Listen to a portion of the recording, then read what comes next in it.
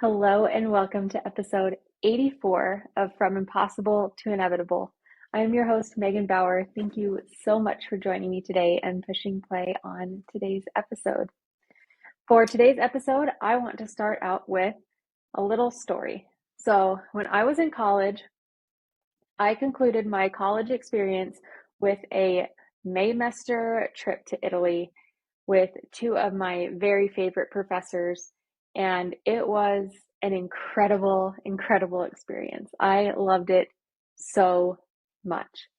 One of the very special things about that trip was that one of our professors actually had a second home in a teeny tiny town called Spello. And it really was the most darling, quintessentially Italian town or village, even that there were no tourists. There were we were the only people who spoke English. There was It was not touristy at all. Now, just one train stop away was Assisi, which is very touristy. Um, and there are a lot of Americanized comforts there. But in this teeny tiny town of Spello, there was not. It was so beautiful and so peaceful. And we went out to dinner one night because we did stay there. We stayed there. I can't remember how many nights we stayed in Spillo, but we stayed there. We went out to dinner one night to one of my professor's favorite restaurants, and it was a little pizza place. And like I said, this was not an Americanized little town at all. The pizza flair was very, very Italian. And, the menu wasn't completely in Italian. We had to, kind of try to figure out what it was that we were ordering. And that was just part of the charm, right? I ended up ordering the most divine pizza of my life. And it had a white sauce base with sliced potatoes and sausage and arugula. And it was so, so good. It was so good. And there at that point in my life, I was maybe 20 or 21. That pizza that I had there in Spello ruined me for pizza. It did. It ruined me for pizza. I came back to the States and I gradually stopped eating a lot of our Americanized pizza because I just didn't like it. I had tasted the divine, and now I couldn't I couldn't tolerate the subpar pizza that I suddenly found myself surrounded by. And if we are very, very good friends and you invite me over for pizza and provide a brand that I have already nixed off my to eat list, I will not eat it. Um, I say if we are very good friends, I will, if I'm trying to be polite, then of course I'm going to eat it. But if we're really good friends, then I know you won't take offense at me not eating your subpar pizza. Um, so I have since found a few pizza places that I do like here in America. And I will eat that pizza without complaint. But I have specific places. It's not just full bar pizza. We also realized, or we also not realized, we found a way to make pizza at home, and we love it. We make it out of the Rhodes rolls dough. If you've never had a Rhodes roll, that might be a really Utah thing. Whatever, it's so good. We make the pizza dough out of a Rhodes roll dough, and we let it rise and everything. We flatten it out. We put our sauce and our toppings on, and then we put it in the Traeger to smoke. And that is so good. So more often than not, when I want a pizza, a good pizza that I really, really like and enjoy, I will turn to making it at home.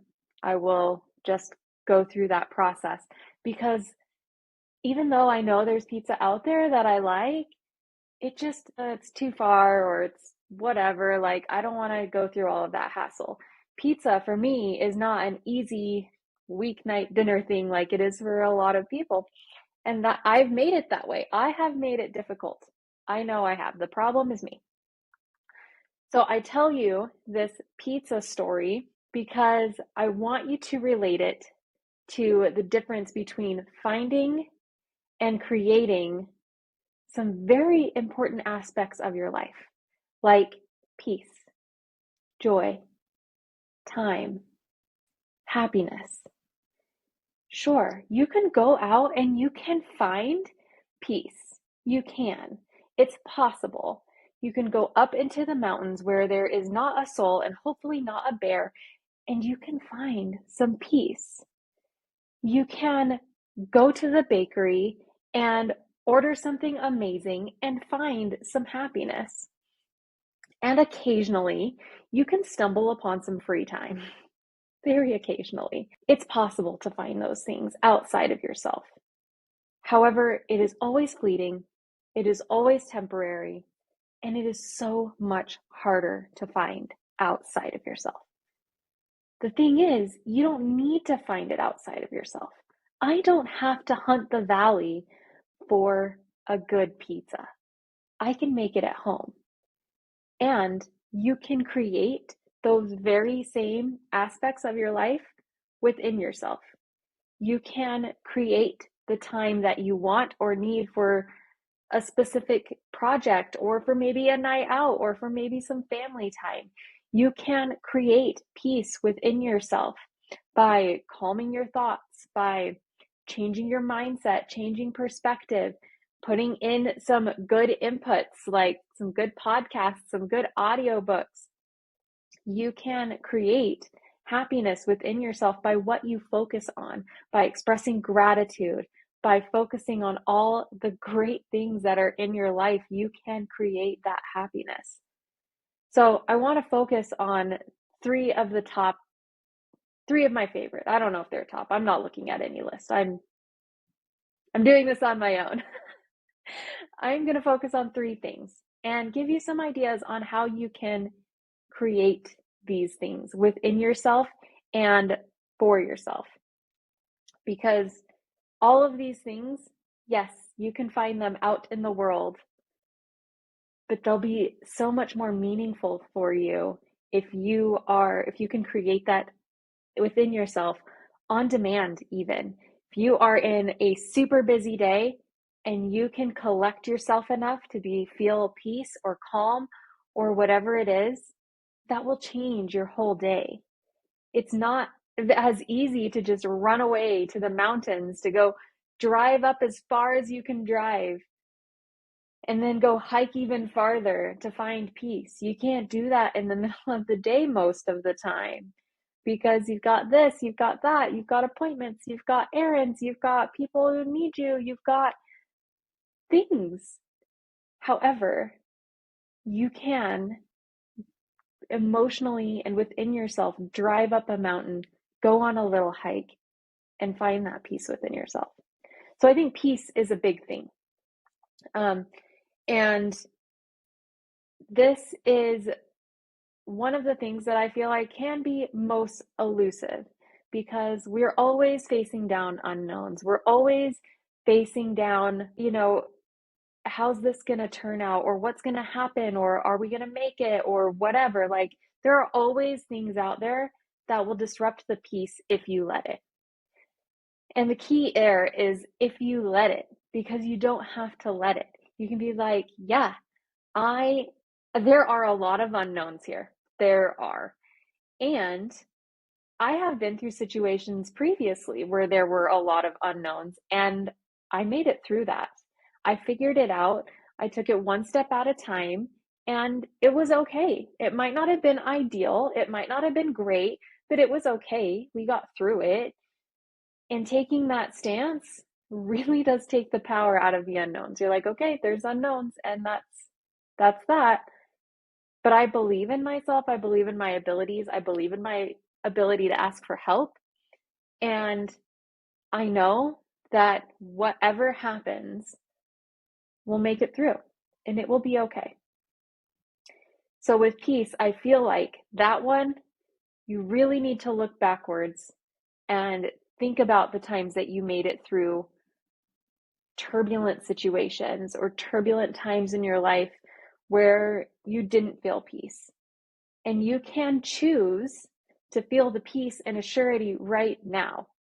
I remember one time specifically, I'm not going to go into details, but I remember feeling so anxious about what was going to happen, and like, am I going to meet my goal? Am I going to, do, am I going to pull this off? Like, am I going to be able to do this? And I spent so much time being anxious about that.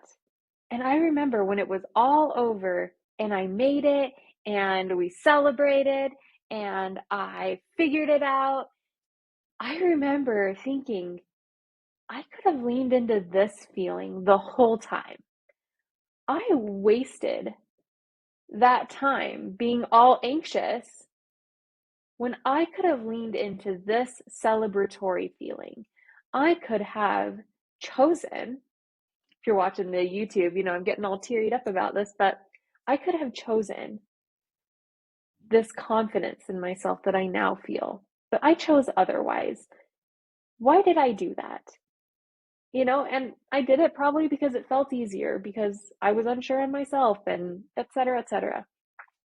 But I remember distinctly thinking that, like, I could have felt this way the entire time, and I made a different choice, which means next time I come to a situation like this, I can lean into the celebratory feeling before I have cause, air quotes, before I have cause to celebrate. I can decide that I'm going to feel good about it during the stress. And you're like, you know what? This is stressful. I don't know what's going to happen, but I think I'm going to pull it through. So let's just go with that. And that was a really eye-opening experience for me.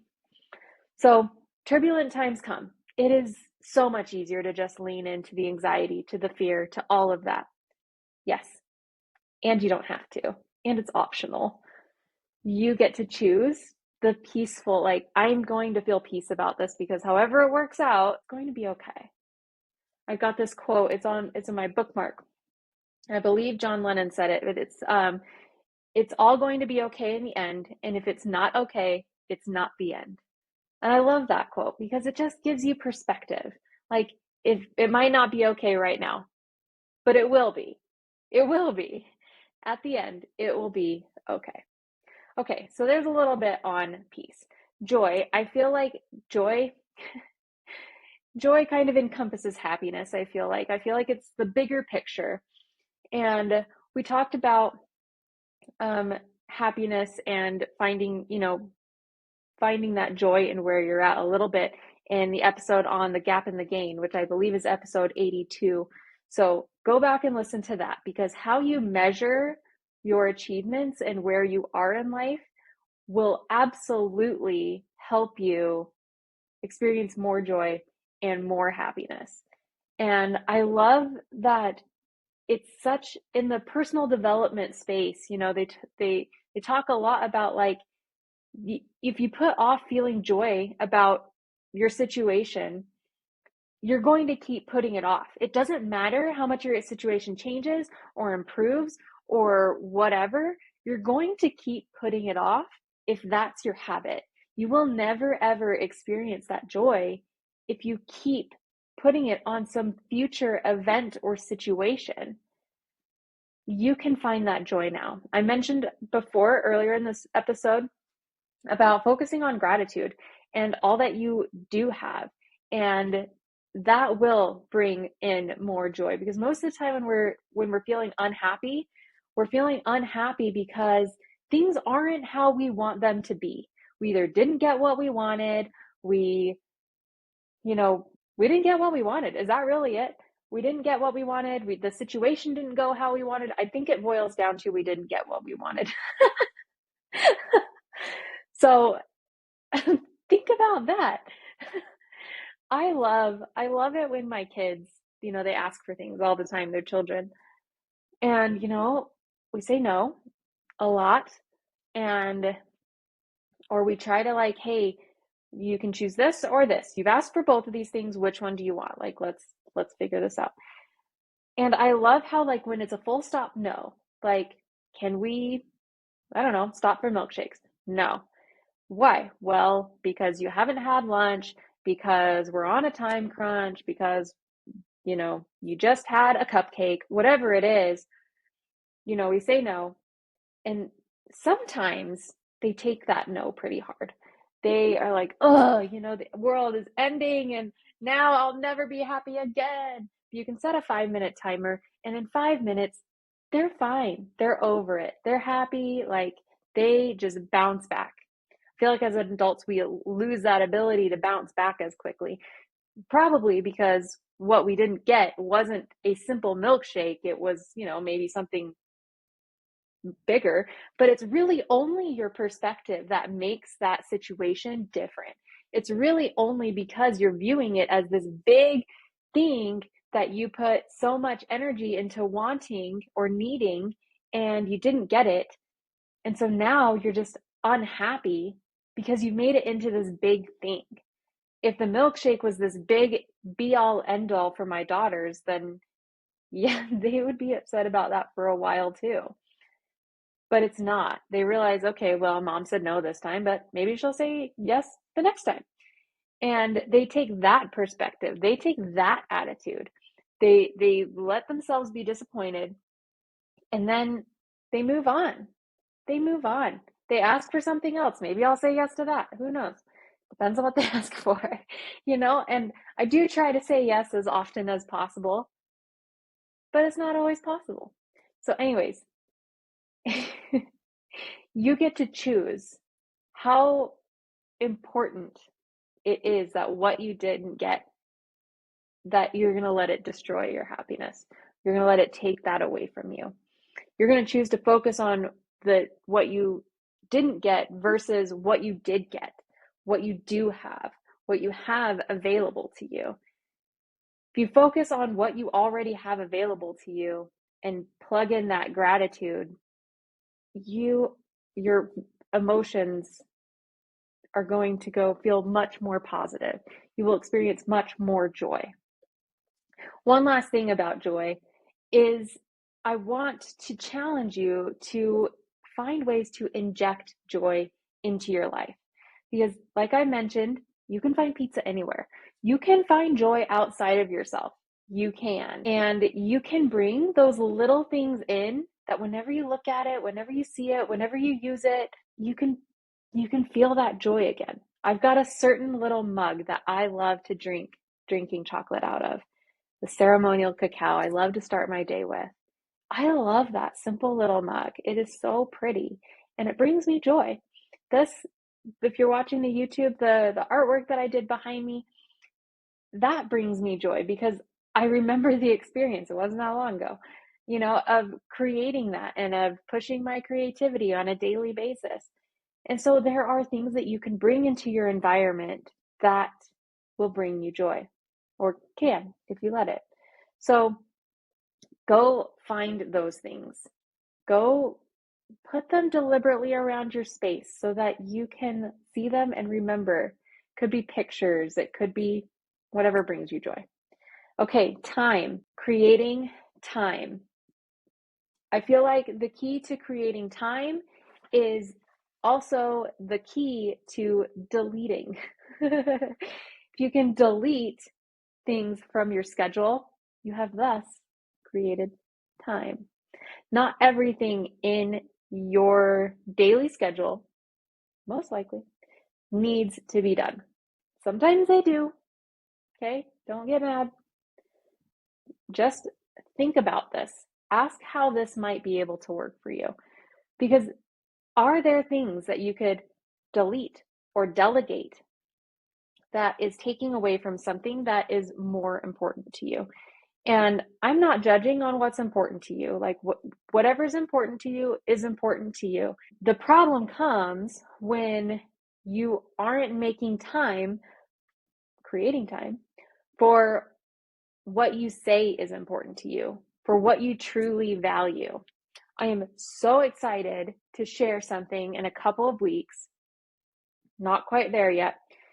However, this thing that I've implemented in my life has helped me create so much more time and valuable time And it has really kind of transformed my days because I now spend time on what's most important to me, what fills me up, and what makes me feel like I'm not just depleted. I'm getting in time with the girls. I'm getting in time with work. I'm getting in time to relax. I'm getting in the errands. I'm getting in all of these things. It's because I made one really big change. And I'm really excited to tell you about that in a couple of weeks. So, sorry for the teaser, but just know there are ways to create time. You have to be open to it. You have to be open to deleting things. You have to be open to delegating things. You have to be open to new habits and new ways of being. And then you can create more time. And that will feel so much better. I promise you. Okay, so look, focus on creating. If you, especially these feelings, if you want to feel joy, if you want to feel satisfaction, if you want to feel happiness or like you're not pressured for time, if you want to feel peace, whatever it is, you can manufacture these things within yourself. You can create them. You totally can. Do not rely on the world to bring them to you because it might, but it probably won't. And if it does, it probably won't bring it to you on demand. It probably won't bring it to you right when you need it. Sometimes it does. Sometimes it does. Sometimes I'm feeling low and then a friend texts me and I'm boosted. And that's awesome. That's intuitive friendship. But what I'm saying is you can create these things. The way you choose to feel is always optional. You don't have to choose the way you're feeling forever. You feel it like an initial reaction, and then you can make a choice. And that is totally up to you. So in a world full of bad pizza, just make good pizza at home, for crying out loud. And don't invite me over for bad pizza. I'll eat it to be polite, but I'm not going to come over for pizza again. That's for sure. Okay. Thank you for joining me on today's episode. I appreciate you. I love you. I send you all the best wishes. Until next time, bye for now.